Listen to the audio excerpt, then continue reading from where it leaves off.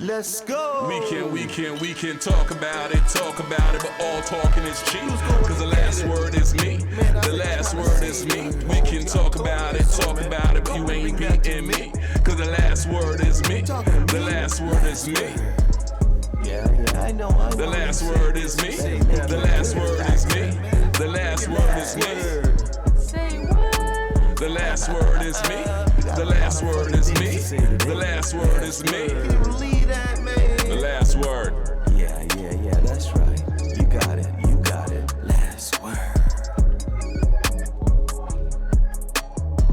Great show in line for you today. Kai's back in the studio, as you can see. Let's pick up right where we left off. Now, we had some picks at the beginning of the season. Midway through the season, about that point right now. I'm going to give you the opportunity to just comment on what you've seen, and do you want to change any picks that you've, made at the beginning of the season? Whew. No, I'm happy with pretty much what I've carved out at the start of the season. Maybe the Dolphins, I'm looking at it as one of my shaky takes, thinking that they may. But to be fair, Tua was concussed and out for 4 or 5 weeks, so a little grace. Everyone, a little grace. But we factored in the injury into the season because we did say that he was going to be out for a period of time. Missing your starting quarterback changes everything, right? Okay.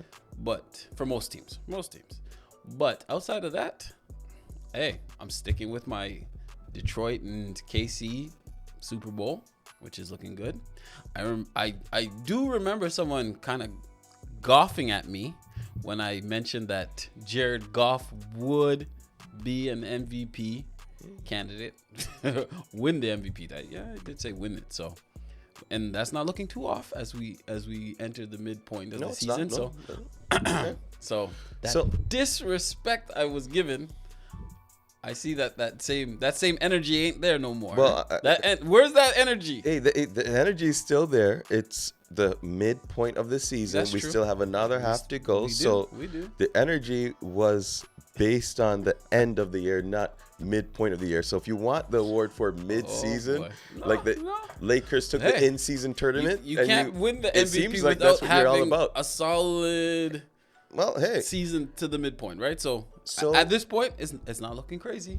So, ladies and gentlemen, he's won the Super Bowl. This is his Super Bowl. It looks like. Okay. I didn't say that. Well, but yes, I'm all right. I will give you your thoughts. dues. You did pick the Detroit Lions to have a favorable season, and Jared Goff to have an outstanding MVP season. Yeah. And he is on pace to sort of not be to in say the he's the leader or anything. Not to say but he's in the leader, the conversation. But he's in the mix. So he's in the mix. So you did very well on that pick. So I will say, Karen, you did well on your picks so far, but also I picked the Ravens, and I'm not changing that, even though they lost to the Cleveland Browns. But I know I put the Ravens to win. I know you to win it all, the Ravens, and I had Detroit winning it all. It's probably fluid list. So what do you got your eye out for this week? What's got your attention this week? My attention this week is going to be the play of the New York Jets. They won. They're in second place. Okay. So with that being said, are the Jets turning it around to earn a wild card? Do you believe that? Or well, let's look at some things. Sometimes it just takes certain things to light a fire. And Garrett Wilson got a touchdown. Devontae Adams got a touchdown. Okay. Aaron Rodgers threw a total of 3 touchdowns. The team was looking pretty good. I mean, they made some horrid mistakes, of course, but they're firing on all cylinders. Not all cylinders. They're firing on about 3 out of 4 cylinders. So it looks like they could turn it around. Okay. Can they keep the momentum going? If the defense picks it up, it could be a thing. So my eye is really on the New York Jets. Can they turn it around? And another sleeper team, can Baker Mayfield sustain the level of play that he's been having success with Godwin and Evans out? It's just something to watch. They're in second place at 4 behind the 5-3 Falcons. It's just something that it's a battle of attrition. Story, yeah. The battle of attrition starts here, right? Again, as you mentioned, Godwin, Evans out. Yeah, Atlanta looks like they are rising to the top, the cream of the crop of that division. The NFC is tight. It is tight with a lot. Again, the West has pretty much everybody's 4-4 in the West. We got in the North. We have everybody in the North is still in play in terms of Vikings, Packers, Bears, Detroit. In the East, Washington, definitely a surprise. What Jaden's doing out there. Again, he's in the mix. Never mind for MVP. Pretty much shooing, I think, for Rookie of the Year.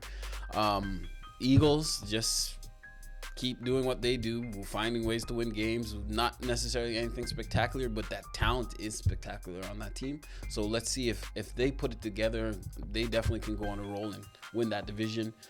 So yeah, the NFC is tight, but jumping back to AFC, it's not unreasonable for the Jets to get on a roll and get it done. But is Aaron still Aaron? Oh, that's the question. Is Aaron still Aaron? He has a second half of the season to prove that he's still that bad man. But we'll see. Now I got another question for you. The NFC North, you got Detroit Lions, you got Green Bay, you got Minnesota, and Chicago. Now, 6-1, 6-2, they're all really one game apart from each other. Mm-hmm. Are there any pretenders in this division? Pretenders. That's the question. Are they all for real? For me, I think that the Vikings are gonna fall behind the Detroit and the Packers. I think Packers and Detroit are the real contenders. Now you remember you're dealing with in that division. Possible compromise Jordan Love moving forward. So keep that in. Well, we seen that Willis is coming and been able to hold fort while Love is gone. So I'm not saying that he's spectacular, but again, the running game, the defense, enough to hold fort until Love gets back. And it's nothing major. He's questionable for this week, so I don't see it being anything long term. So again, to me, it's the Packers, Detroit, that will separate, I believe, in that division. The Bears, nice story, but they probably, as I thought, would be the fourth in that team. Vikings, nice story to start the year. Will, I think, end up battling for a wild card spot. You know what? I kind of have the same thing. Vikings battling it out for a wild card spot. So that should be interesting moving forward. Again, I think it's a battle of nutrition. Who can stay healthy is probably who comes out on top in the North. One more thing let's touch on here. That NFC West. Everyone pretty much 4-4. I think the Rams are 3-4. Who pulls away with that division? Well, that was my next. I know yeah, but we have to touch on that one because to look at that division, because there's going to be a lot of hurt feelings in that division this year. Because again, can San Fran get healthy enough to get everybody on the field at one time? Because if they get everybody on the field, I think it's their division. So here's one thing that we have to really be just honest about. San Fran will not have everyone healthy.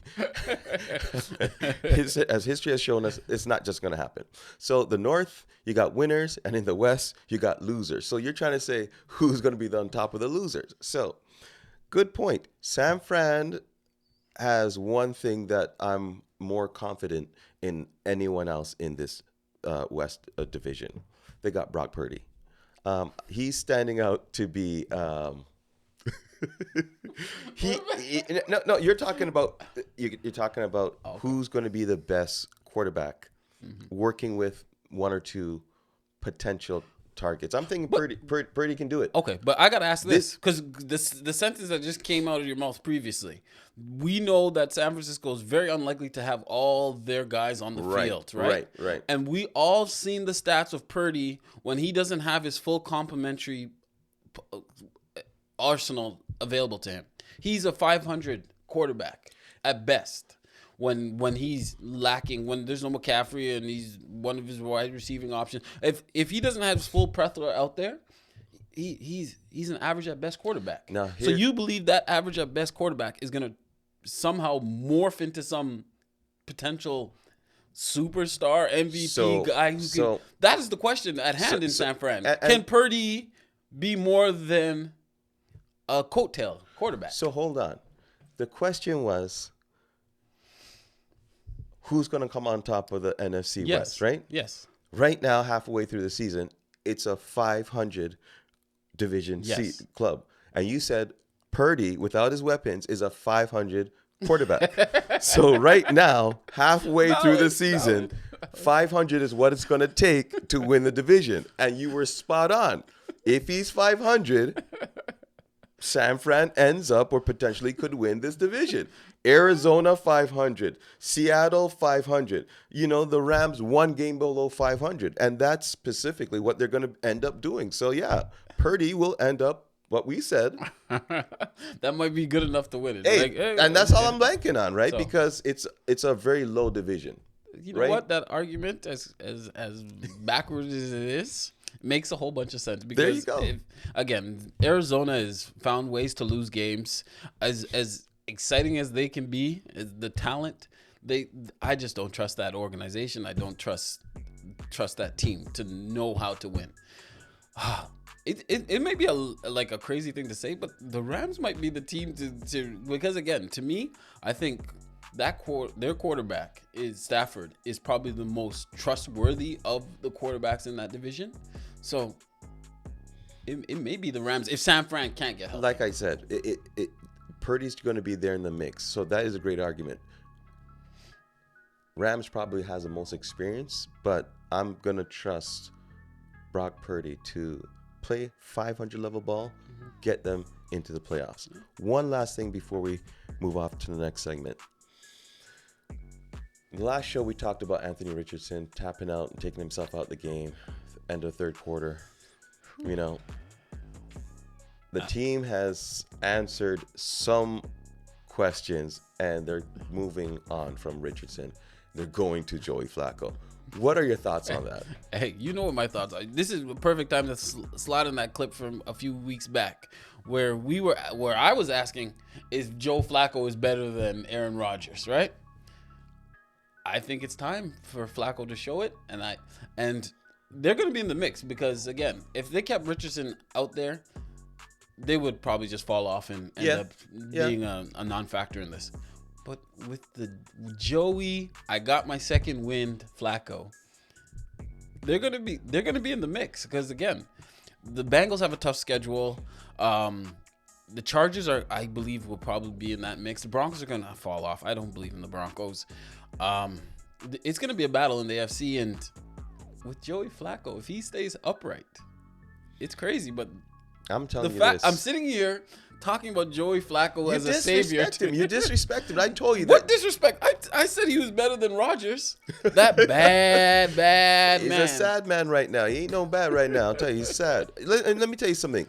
Flacco, if he can lead the Colts, which right now they're sitting at 4-4, second in their division, NFC South, AFC South. If they leads them to a playoffs, he's getting a multi-year contract.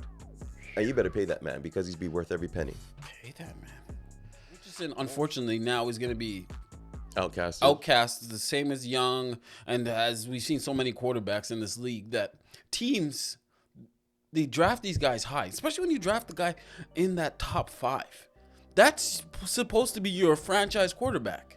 How can 2-3 years in you be already off of this guy? You have to understand this guy he didn't play a lot of games in college. You have to understand that, with the highs, there's going to come a lot of lows. You got to be out there willing to say that, hey, we're going to ride with this guy. We're going to get him his reps. We're going to get him his games. And yeah, the good is going to come with the bad, and you're going to have to eat that. And that might mean a couple of seasons where, you're not in the playoff run. And unfortunately, this is where you see the franchise quality. Poor franchises are gonna jump off the guy. Now all of a sudden you've wasted this first round tie pick And wasted years. And right? And I understand everyone's have a quarterback. That's the league. May not What have you be- done for me lately? So the question is, should quarterbacks enter the draft early or should they stay? Like, look at Jalen Daniels. He stayed a lot longer in college, and now it's showing on the field with Washington. So I put the onus on the players as well. They're making a lot of money in college. If you're a top quarterback, you're making a lot of money in college. Now. So don't declare for the draft if you know you're not ready, because guess what? You could be out in the cold. Like Bryce Young will be out of the league. He's not gonna be out of the league. He's gonna get another. Someone will. He'll be out of the limelight. But that might be good for him, right? A la Sam Darnold, right? So to fix the problem, stay in college. Stay in college, make that money. There's more incentive to stay in college, yeah, because it's more money. You can change your life by staying another couple of years, and you walk out of so college. I understand the willingness to want to get to the big dance, but look at what's translating on the field. These quarterbacks that are going very high in the draft are not showing any promises. It's not up to the players. Now this is up to the franchises. The franchise has to say to themselves, listen here, okay, we're drafting this quarterback. He's played X amount of games, so I know he's seen enough real-time play to say, yeah, we're going to be able to draft him. He's going to be our guy from day one. Or you're going to say to yourself, okay, he hasn't played, like Richardson. They should have went on the route of, okay, this guy hasn't played a lot of games. All right? We're going to bring him in. He's going to sit for a year or two. And he's going to get those reps in practice. And we're going to bring him along in that route. And we're going to play the long game with him. Not try to put him in as a starter. Okay, he's not working. We bench him. Where's the value? You can't trade him to get any value. What are you going to do? Exactly. Where's the play now? Exactly. But unfortunately, that's just not the NFL nowadays. And we're going to translate into the NBA in just a second. But the NFL nowadays is, what have you done for me lately? You're going out there. You're going to start. We're going to see if you're worth the money that you're going to be making in the future. If you don't show any promises, you're going to be a Mitchell Trubisky. The NFL's always been what you've done for me lately. But now they're willing to throw away high picks fairly quickly. 100%. But you're still making money. I think that's why you're still making money, and that's the nature of the business. We're still making money, but we're willing to make a gamble, and that's all. You're gambling. So, if I was a quarterback, and I know that my success and my future depends on what I do in the NFL when I'm drafted, stay in college. If I know that the situation is good, I love what Deion Sanders is doing with his son. His son is not declaring for the draft just yet. No, that's going to be an issue because Deion knows, hey, I don't want my son going to certain franchises. I won't let him go to certain franchises. Exactly. I love the Mannings, right? Mannings knew, like, hey, I'm not sending my son to these bum situations where I know he'll burn out and be a nobody and maybe be out of the league. So you got to be smart and strategic at the same time. So